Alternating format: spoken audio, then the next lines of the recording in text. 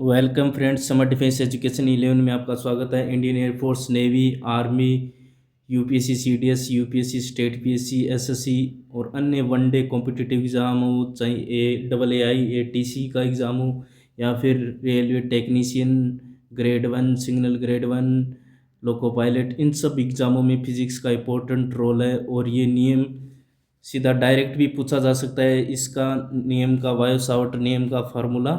बाकी इससे थोड़ा सा डिटेल में करने का इरादा ये है कि आने वाले जो भी आगे की क्लासें उनमें डायरेक्ट जो कि मैं सूत्र बताऊंगा चुंबकीय क्षेत्र से रिलेटेड, तो वो आप इजीली समझ पाओगे। इसलिए इसको थोड़ा सा डिटेल से किया है। और जब चीज़ें डिटेल से करते हैं तो वो लंबे समय तक स्थायी रहती है, इसलिए इसको लंबा किया है। और कुछ दिनों से अपन क्या करें, नियमों की वीडियोस डाल रहे हैं, ताकि क्या है कि जो नियम अच्छे से क्लियर हो जाएंगे चुंबकीय क्षेत्र से रिलेटेड, तो फिर जो चुंबकीय क्षेत्र से रिलेटेड अन्य कोई भी क्वेश्चन हो तो वो इजीली अपन अटेम्प्ट कर पाएंगे। ये चीज़ है इस वीडियोस का बनाने का पीछे का रीज़न। इसी के साथ एक और ज़रूरी इन्फॉर्मेशन दोस्तों, इंडियन नेवी के SSR और AMR एंड SSR मेडिकल सबके एडमिट कार्ड साइट पे अपलोड कर दिए गए हैं। और अपनी आईडी से लॉगिन करके उसमें से अपना एडमिट कार्ड डाउनलोड कर लें। एग्ज़ाम होंगे, जैसे SSR का होगा एग्ज़ाम 13 मई को, और AMR का एग्ज़ाम है 11 और 15 मई को, और SSR मेडिकल का एग्ज़ाम है 16 मई को। यानी कि 11 से लेके 16 मई तक 3-4 दिन एग्ज़ाम चलेंगे, 4-5 दिन। तो जिन जिन का एडमिट कार्ड डाउनलोड कर लो और अपना जो भी सिटी है उस हिसाब से मैनेज कर लो। चाहे आपको दूर जाना पड़े तो ट्रेन टिकट वगैरह जो भी करना है तो मैनेज हो सकता है।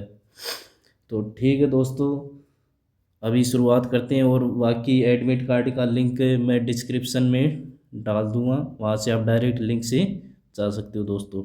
ठीक है दोस्तों, लेटेस्ट स्टार्ट करते हैं अपन। वायो सावर्ट का नियम चुंबकीय क्षेत्र से रिलेटेड है।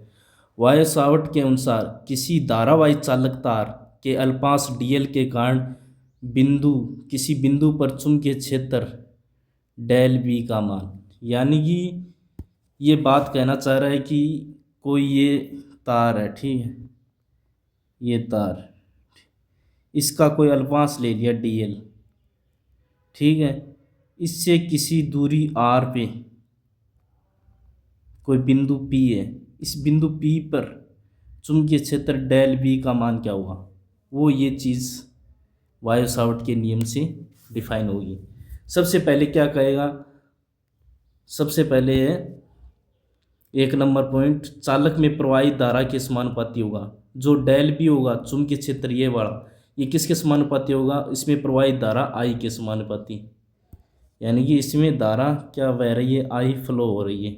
ठीक है दोस्तों, यहाँ पे एंगल क्या बनेगा, थीटा बन रहा है। ठीक है, अब ये हो गया। अब नंबर 2 पॉइंट क्या कह रहा है, अल्पांश की लंबाई dl के समानुपाती होगा। जो अपने अल्पांश लिया है एक छोटा सा, इस तार का एक अल्पांश लिया है भाग, वो क्या है, dl है, तो उसके भी समानुपाती होगा।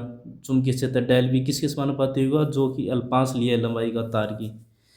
3 नंबर पॉइंट कह रहा है प्रेक्षण बिंदु के स्थिति तथा धारा अल्पांश के बीच कोण की ज्या के समानुपाती होता है।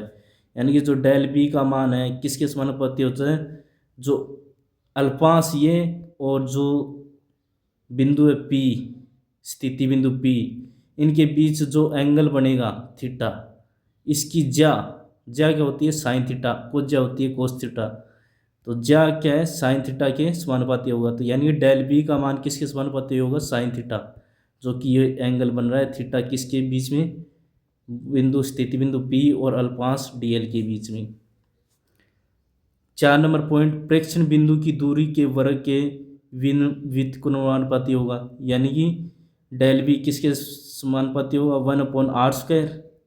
आर क्या है, जो अल्पांश है उससे बिंदु, जो स्थिति बिंदु उसके बीच की दूरी r, यानी कि जो प्रेक्षण बिंदु है जो भी है बना, उसके बीच की दूरी के वर्ग के व्युत्क्रमानुपाती होगा। ठीक है दोस्तों, और इन चारों को अपने एक साथ लिखेंगे तो डेल बी क्या आ जाएगा, IDL sine theta upon r square. ठीक है, जब समानुपाती का चिन्ह हटाएंगे तो क्या आएगा, म्यू अपॉन 4y। ये कोई नियतांक है, इसका मान आ जाएगा। और म्यू नोट हम जानते हैं क्या होता है, म्यू नोट होता है निर्वात की चुंबकनशीलता 4 पाई इंटू 10⁻⁻⁷ हेनरी प्रति मीटर। ठीक है दोस्तों, ये हो गया। डेल भी फिर क्या होगा, पूरा mu naught IDL sine theta upon 4 पाई r²। ये है वायसावर्ट का नियम। ये डायरेक्ट पूछ लेगा कि वायसावर्ट के नियम के अनुसार निम्न में से कौन सा सही है, या r³ दे देगा, केवल r दे देगा, या I² दे देगा, या I हटा देगा, तो इन या 2 पाई दे देगा। तो वो चीज़ें ध्यान में, अगर सूत्र ध्यान में है तो आप ये तो मान लो 5 सेकंड का या 1 सेकंड का क्वेश्चन, अगर सूत्र ध्यान में है तो डेल भी क्या होगा, वायसावर्ट के अनुसार mu naught IDL sine theta upon 4 पाई r²। ठीक है दोस्तों, ये बहुत ही अच्छा नियम है, क्योंकि डायरेक्ट क्वेश्चन भी बन सकता है, और आगे जो भी अपन वीडियोस करेंगे उनमें भी चुंबकीय क्षेत्र से रिलेटेड उनमें भी काम आएगा ये नियम।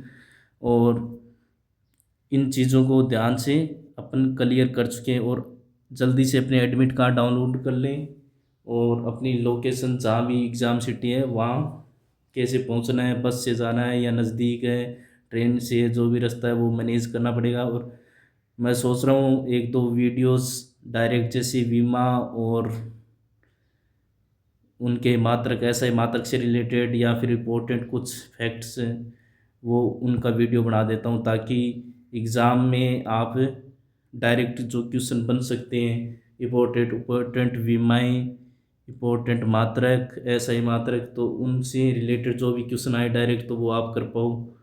तो हो सकता है मैं अगले 2-3 वीडियोज़ में ऐसी क्लासें डालूँ, ताकि आपको आने वाले जो भी ये नेवी SSR के एग्ज़ाम है उनमें फ़ायदा मिले।